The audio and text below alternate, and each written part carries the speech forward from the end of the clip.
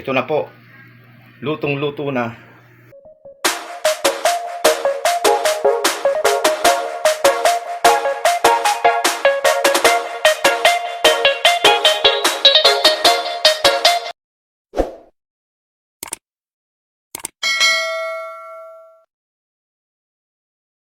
Magluluto tayo ngayon ng tahong.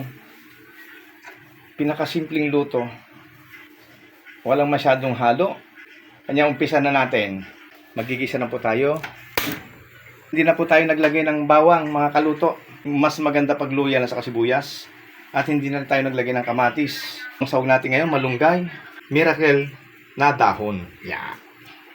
At ito naman po, may tayo isang siling panigang. Halo natin yan mamaya. Ito po yung ating tahong na iluluto. At syempre, maglalagay tayo ng paminta, mga kaluto. Ay margarine, mga kaluto. Yan po. Tuhulog na natin yung luya. Ayan po, mga kaluto.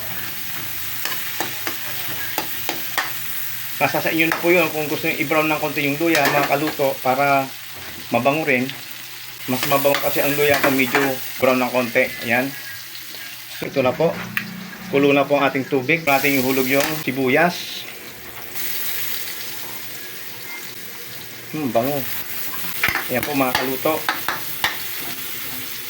Napakasimpleng ulam yan. Napakasimpleng lutuin. Gagawin nyo po, wag muna po kayo maglalagay ng patis. Kung mahilig kayo maglagay ng patis sa tahong, ihulog nyo muna po yung tahong bago nyo timplahin para hindi siya maalat. Makukuha nyo po yung alat nung yung niluto. Kasi pag naglagay kayo kaagad ng patis o asin man, baka po umalat. Kasi yung tahong po, ayan, yung tahong po, mayroon na pong alat yan eh. Kasi galing sa dagat po yan, alat dagat. Sa akin po kasi hindi na po ako naglalagay ng alat eh. Pag naglagay po ako ng cubes, hindi na ako naglalagay ng patis sa tahong. Ayan po, yung luluto natin. So, igigisa na po natin ngayon yung tahong. Ihulog na natin po. Ayan po yung tahong. Ayan. So, igisa natin ng konti po yung tahong para siya ay masarap. Kasi nagpapasarap po yan ay yung shell niya. Pag nasangag yung shell niya, masarap po yan, malasa. Kaya huwag muna natin pong lagyan ng tubig kaagad, sabaw. So, lalagyan natin ng paminta. Yan. Yan po, express lang po pagkakaluto niyan. Yan po ang itsura niya pag naluto. Sa sabaw po ay hindi lang po kailangan sabaw na sabaw. Lulubog lang po ng konti yung pwede na po. Ayan.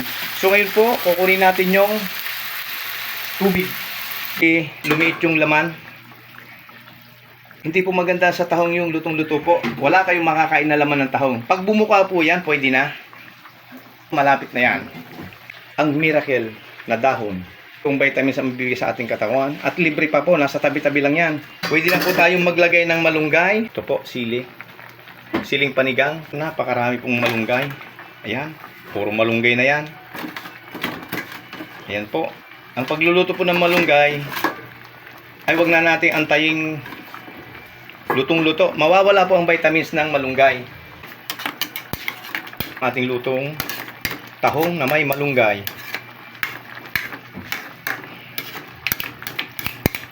Tamang-tama lang po to sa mga may high blood. Kung kayo naman po ay may rayuma, huwag niyong dadamihan po ang kain ng tahong. Tamang-tama din po ito sa mga bagong panganak, yung mga nagpapadede. Ayan po, may malunggay na po. Diyan, patayin natin ang apoy at bukana. So ayan na po. Ayan na po ang ating lutong malunggay at tahong. Ayan po, huwag niyo pong kakalimutan mag-subscribe. Pindutin na rin ang ating button bell. Salamat po. Magandang araw po sa inyong lahat. Ito na po. Lutong-luto na.